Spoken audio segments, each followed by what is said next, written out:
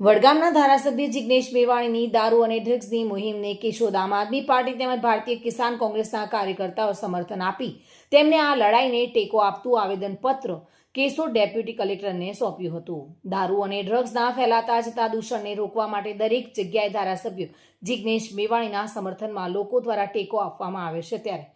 આ મુદ્દાને ધ્યાનમાં રાખીને તેમની આ મુહિમમાં તેમને ટેકો આપવા માટે કેશોદ આમ આદમી પાર્ટી અને ભારતીય કિસાનના કાર્યકર્તાઓએ આજે ડેપ્યુટી કલેક્ટર કેશોદને એક વિસ્તૃત આવેદનપત્ર પાઠવ્યું હતું અને દારૂ અને ડ્રગ્સની લડાઈમાં ધારાસભ્ય જિગ્નેશ મેવાણીને કેશોદ આમ આદમી પાર્ટીના કાર્યકર્તાઓ ભારતીય કિસાન કોંગ્રેસના કાર્યકર્તાઓએ સમર્થન આપ્યું હતું.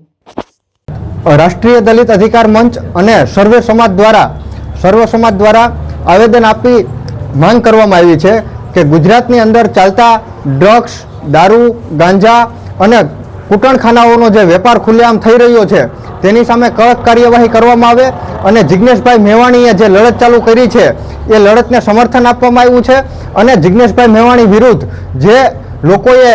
સરકારના હાથા બની અને કામગીરી કરી છે એ લોકોની સામે પણ કાર્યવાહી કરવામાં આવે એવી માંગ કરવામાં આવી છે. અને જો કેશોદની અંદર ડ્રગ્સ, દારૂ, કૂટણખાના અને ગાંજાનો વેપાર બંધ નહીં થાય તો ટૂંક સમયમાં કેશોદની જનતા દ્વારા કેશોદમાં જનતા રેડ કરી અને તંત્રને ખુલ્લું પાડવાનું કામ કરવામાં આવશે. મધુરાવલિયા સાથે bureau report, today Gujarati news.